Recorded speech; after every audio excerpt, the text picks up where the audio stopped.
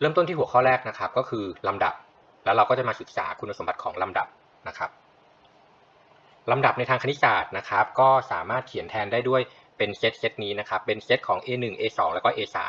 นะครับหรือจะเขียนเป็นวงเล็บ AN แบบนี้ก็ได้นะครับหรือว่าจะเขียนเป็นวงเล็บ AN เมื่อ n ตั้งแต่1จนถึง infinity นะครับก็คือลำดับตรงนี้เป็น list ของตัวเลขนะครับเรียงตั้งแต่ตัวที่1ตัวที่2ตัวที่3ไปเรื่อยจนถึงตัวที่อนันต์นะครับซึ่งไอ้เจ้าลำดับเหล่านี้เนี่ยนะครับเราสามารถมองมันเป็นฟังก์ชันได้นะครับก็คือถ้าเรามองมันเป็นฟังก์ชันนะครับเราก็มองมันเป็นฟังก์ชันโดยที่โดเมนของมันเนี่ยก็คือเป็นเซตของจำนวนนับนั่นเองนะครับแล้วก็ range ก็คือเป็นเซตของจำนวนจริงนะครับมันส่งผ่านฟังก์ชันที่หน้าตาของมันชื่อว่า a นั่นเองนะครับก็เพราะฉะนั้นลำดับสามารถมองเป็นฟังก์ชันได้นะครับแต่ทีนี้โดยทั่วไปแล้วเนี่ยเขาก็จะนิยมเขียนสั้นๆครับว่าเป็น an หรือว่าเป็น2แบบนี้นะครับเรามาดูตัวอย่างอันนี้นะครับเขาบอกว่า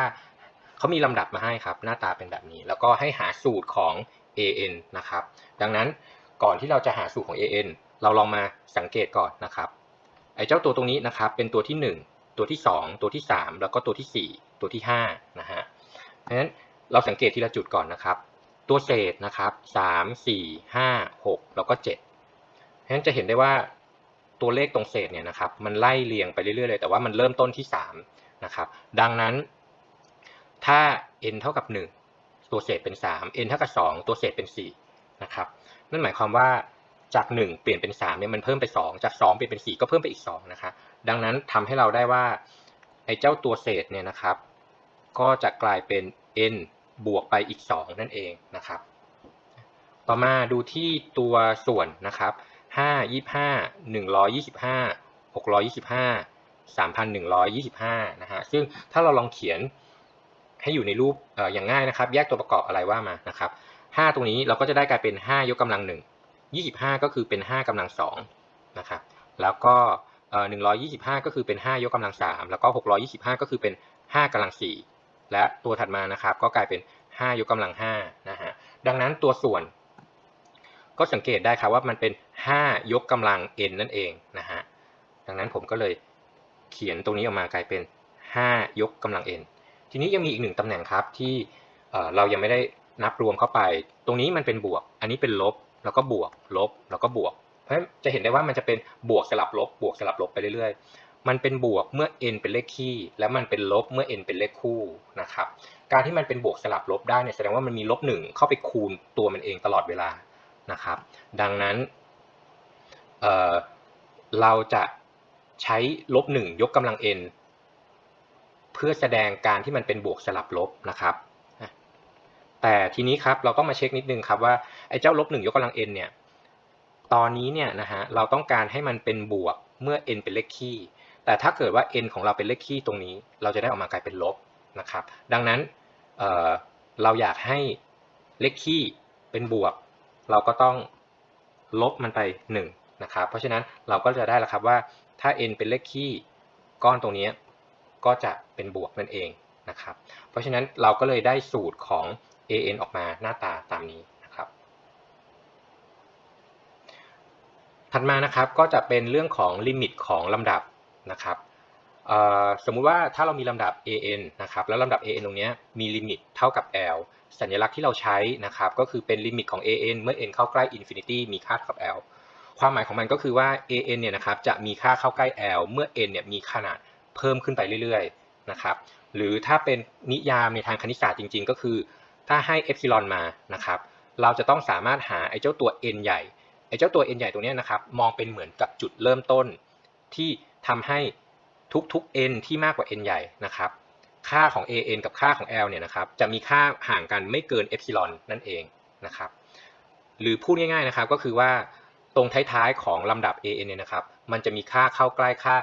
l มากขึ้นเรื่อยๆโดยที่ความแตกต่างระหว่าง an กับ l เนี่ยนะครับจะต่างกันไม่เกินเอพซิลอนนั่นเองนะครับแล้วก็ถ้าลิมิตของลำดับเนี่ยนะครับมันมีค่าเรามักจะพูดว่าลำดับอันนี้นะครับเป็นลำดับที่ลู่เข้าภาษาอังกฤษใช้คำว่าเป็น converge หรือ convergent นะครับแต่ถ้าเกิดว่าลิมิตของลำดับไม่มีค่าเราจะบอกว่ามันเป็นลำดับลู่ออกนะครับก็คือใช้คำว่าเป็น diverge หรือ divergent นั่นเองนะครับที ทีนี้ลองมาดูรูปร่างลักษณะของลำดับที่ลู่เข้านะครับลำดับตรงนี้ก็คือเป็นจุดสีฟ้าๆนะครับเพราะฉะนั้นเราจะเห็นได้ว่าลำดับมันจะวิ่งมาลักษณะแบบนี้นะครับมันจะค่อยๆแคบลงแคบลงแคบลงเรื่อยๆนะฮะเพราะฉะนั้นจะเห็นได้ว่าโอเคลำดับเนี่ยมันจะลู่เข้าหาเจ้าเส้นสีแดงนะครับก็คือเส้นแนวตรงนี้นะครับก็คือลู่เข้าหาค่า L นะฮะทีนี้สำหรับตัวอย่างอันนี้นะครับเขาบอกว่าเขาให้เอปซิลอนมาตรงนี้นะครับเอปซิลอนเป็นระยะกลางออกไปนะครับรอบๆ L อย่างที่บอกไว้นะครับจากนิยามเนี่ยนะครับก็คือว่าถ้าเกิดว่าเขาให้เอปซิลอนมานะครับเขาจะต้องสามารถหาจุดเริ่มต้นได้นะครับที่ตั้งแต่จุดตรงนั้นเป็นต้นไปเนี่ยนะครับลำดับของ an กับค่าของ l เนี่ยนะฮะจะห่างกันไม่เกินเอปซิลอนเพราะฉะนั้นตรงนี้ก็คือเป็นระยะเอปซิลอนนะครับจุดเริ่มต้นที่ทำให้ระยะของ an กับค่าของ l เนี่ยครับห่างกันไม่เกินเอปซิลอนผมเลือกเป็นจุดตรงนี้ครับก็คือจุด n มันจะเห็นได้ว่าตั้งแต่จุดนี้เป็นต้นไปนะครับไอ้เจ้าจุดของลำดับตรงนี้นะครับมันอยู่ในแนวของรัศมีที่เรากางออกไปทั้งหมดเลยนะครับ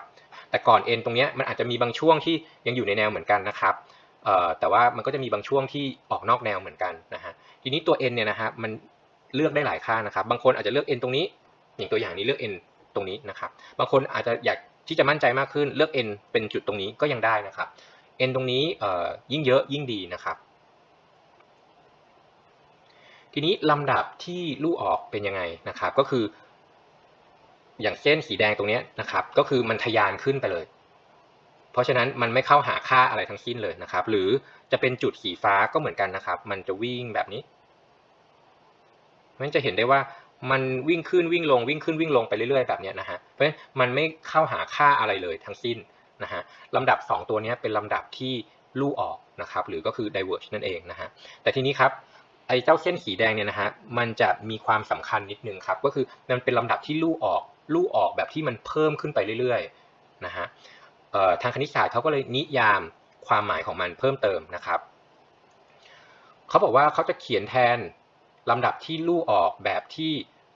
มันเพิ่มขึ้นไปเรื่อยๆนะครับเป็นลิมิตของ an เมื่อ n เข้าใกล้ infinity มีค่าเท่ากับ infinity นะครับซึ่งความหมายของมันก็คือว่าสำหรับทุกๆจำนวนจริงบวกใดๆนะครับจะต้องมีจำนวนเต็ม n สักตัวหนึ่งนะครับที่ทำให้ได้ว่าทุกๆ n ที่มากกว่า n ใหญ่ตัวนี้นะครับแล้วค่าของ an เนี่ยจะมากกว่าค่า m นะครับความหมายก็คือว่าสมมติถ้าเรามีลำดับแบบนี้มานะครับแล้วเราเลือกค่า m ใหญ่สมมุติว่าผมเลือกเส้นตรงนี้มาอันนี้เป็น m ใหญ่เขาบอกว่าจะต้องสามารถหา n ใหญ่ได้สักตัวหนึ่งนะครับสมมุติว่า n ใหญ่ผมเลือกเป็นจุดตรงนี้นะฮะแล้วเขาก็บอกว่าไอ้เจ้าค่า n ที่หลังจาก n ใหญ่ตรงนี้เนี่ยนะครับจะทำให้ an เนี่ยมีค่ามากกว่า m เพราะฉะนั้นความหมายของมันก็คือว่าไอ้เจ้าจุดที่อยู่ข้างหลัง n ใหญ่ตรงนี้นะครับเป็นจุดที่จะลอยอยู่เหนือเส้นตรงy เท่ากับ m หมดเลยนะครับเพราะฉะนั้นถ้าเป็นแบบนี้นะครับเราจะบอกว่าลำดับอันนี้นะครับมันลู่ออกแต่ว่ามันจะลู่ออกแบบที่ว่ามันจะเพิ่มขึ้นไปเรื่อยๆนะครับ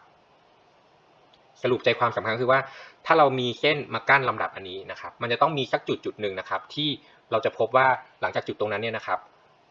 ลำดับเนี่ยมันจะเลยพ้นเส้นนั้นไปหมดเลยนะครับเพราะฉะนั้นถ้าเป็นแบบนี้ไม่ว่าเราจะเอาเส้นมากั้นตรงไหนก็ตามนะครับลำดับอันนี้จะเป็นลำดับที่ลู่ออกโดยที่เพิ่มขึ้นไปเรื่อยๆแบบไม่มีที่สิ้นสุดนั่นเองนะครับ